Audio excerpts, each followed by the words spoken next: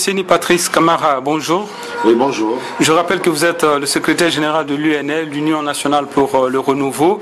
L'actualité politique reste dominée par la tension qui règne entre le président de l'UFR, Sidya Touré, et Cellou Dalein Diallo de l'UFDG.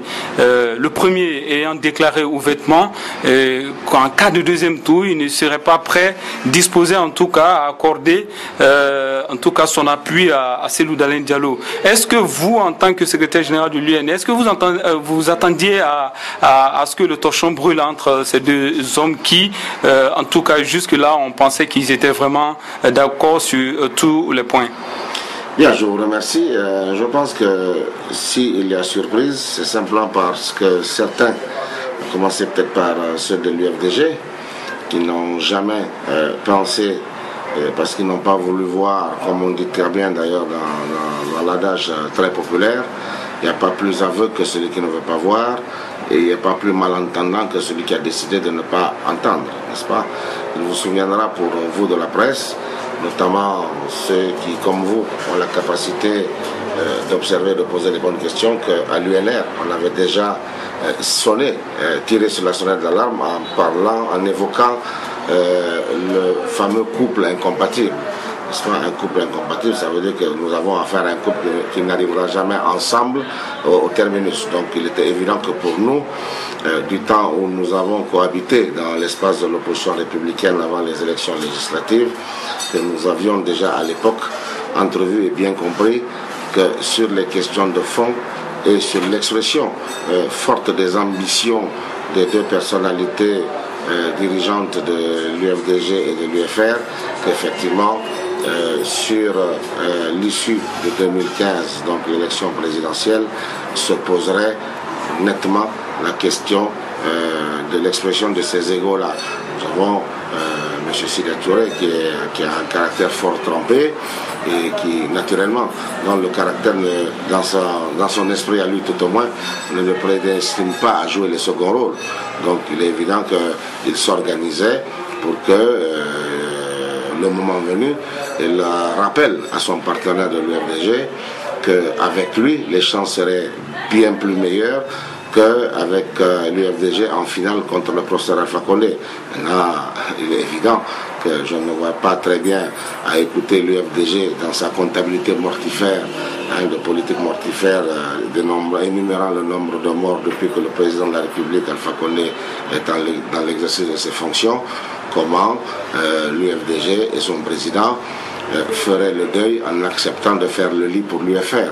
Donc je pense que nous sommes dans la diagonale du fou, mais les partis dirigés par des gens bien sensés comme nous autres, à l'UNR, ayant compris cela, avions déjà pris à l'époque nos distances puisque nous n'avions pas l'écoute, n'est-ce pas, du chef de file dans l'élaboration et la conduite des stratégies conduisant au rassemblement des intérêts globaux de l'opposition.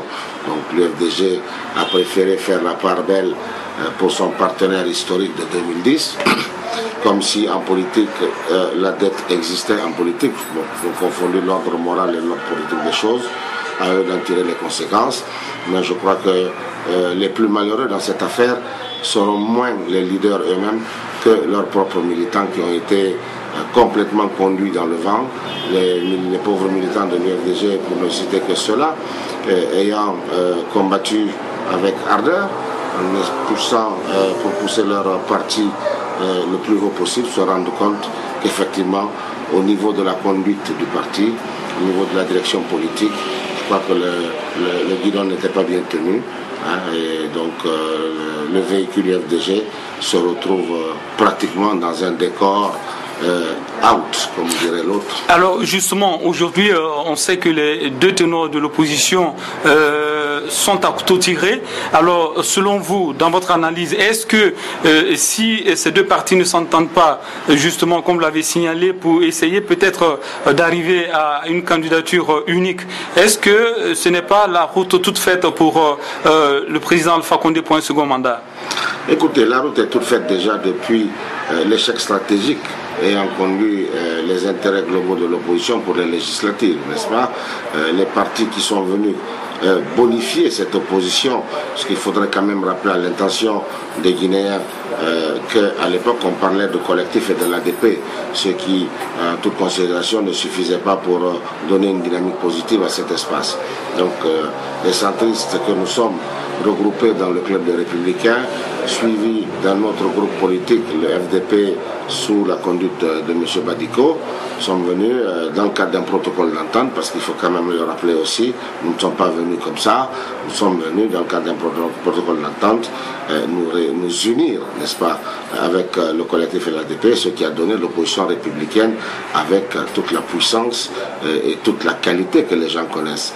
Nous avons pour notre part, en tout cas, Club des Républicains, exécuté toute la partie nous incombant en termes de devoirs. Nous étions pour notre part également, je dois le rappeler, convaincus qu'au moment des législatives, l'analyse politique porterait sur la prise en compte, n'est-ce pas, des intérêts minimaux des uns et des autres, afin que chaque entité de cette opposition républicaine puisse, comme c'est le sens du combat politique, puisse avoir de la représentation nationale au niveau de l'Assemblée. Alors, malheureusement, l'UFDG et l'UFR, pour ne pas les citer, se croyant propriétaires de l'espace, comme s'il s'agissait d'une boutique, se sont arrogés par mépris le droit de rejeter les droits des uns et des autres. La conséquence, tout le monde la connaît, se sont retrouvés à l'Assemblée pour faire de la figuration et ils se sont rappelés, en tout cas pour l'UFDG, qui à l'époque était bien considéré par des groupes politiques sains d'esprit comme les nôtres, comme étant le chef de file. Je rappelle d'ailleurs qu'à ces moments-là, personne n'a parlé, encore moins l'UFR, de la théorie du candidat unique. Tout ça est venu après la stratégie mal élaborée et mal conduite des législatives. Peut-être que, à regarder de près, comme on dirait en sciences policières, à qui profite le crime de la mauvaise gestion stratégique des législatives, on finira par dire peut-être que ça a profité à celui qui prône la théorie du candidat unique, en se débarrassant, en amenant l'UFDG à se débarrasser des alliés qui pouvaient être encombrants pour l'UFR. Donc ce qui a esselé l'UFDG dans le chantage que l'UFR, le moment venu, lui a posé sur la table. Et nous voyons aujourd'hui qu'effectivement, il était difficile, voire impossible, pour l'UFDG d'accepter de faire le lit pour l'UFR. Donc les conditions du divorce, pour revenir à la thèse que l'UNR avait évoquée de la théorie du couple incompatible, nous avons déjà les indications des causes d'un divorce, comme dirait peut-être en matière de presse, la chronique d'un divorce annoncé. Ok, alors parlons justement de la relance du dialogue politique rapidement. Aujourd'hui, nous avons le ministre de la Justice, Maître Cheikh Sako, qui est en train justement de mener des entretiens informels sur le terrain. Vendredi, il a rencontré Cellou Dalein Diallo et Sidia Touré.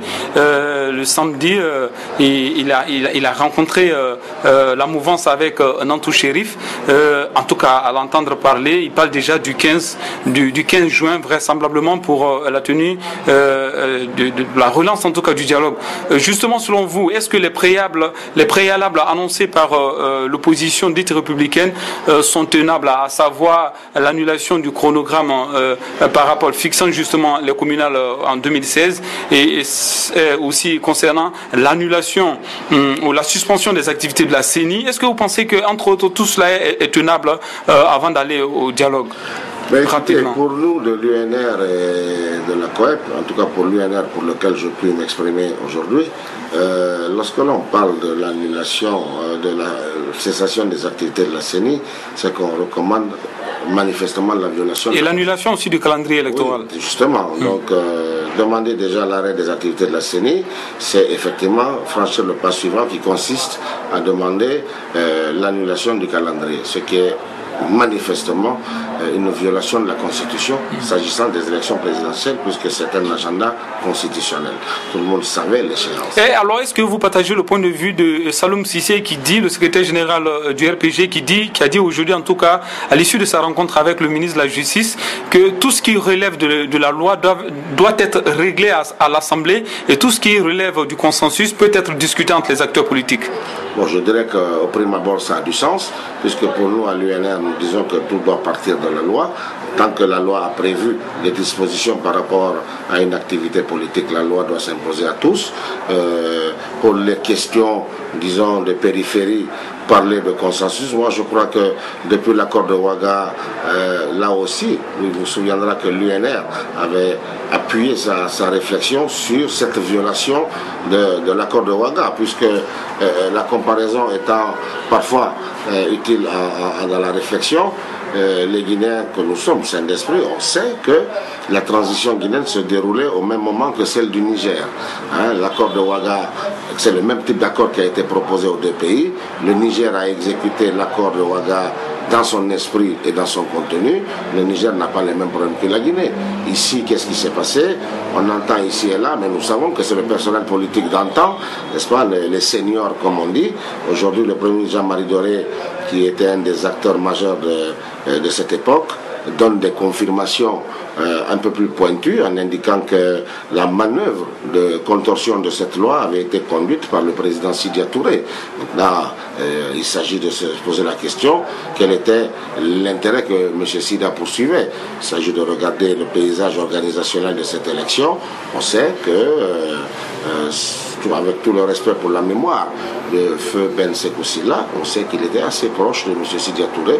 Peut-être que le calcul de l'UFR était que la CENI conduite par cette personnalité sont toutes respectables, je dois le dire, à titre posthume, mais bon, on ne sait jamais les connexions qu'il puisse y avoir entre les hommes.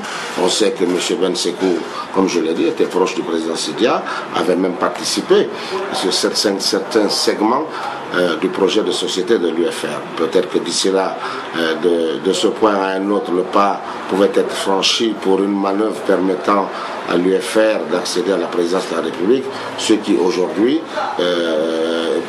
s'explique, puisque on donne l'impression, on accuse le président de la République de vouloir prendre le contrôle de toutes les institutions. Donc je crois que ce péché habitait un peu tout le monde.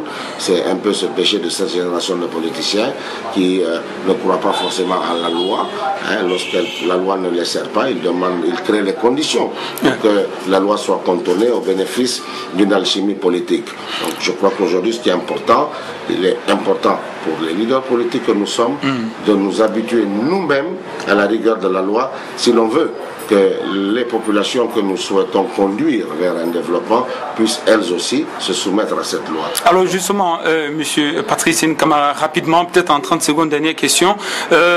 Moussa Dadis Camara, l'ancien patron de la junte militaire, est annoncé comme le président d'un des partis politiques qui vient de naître ici en Guinée.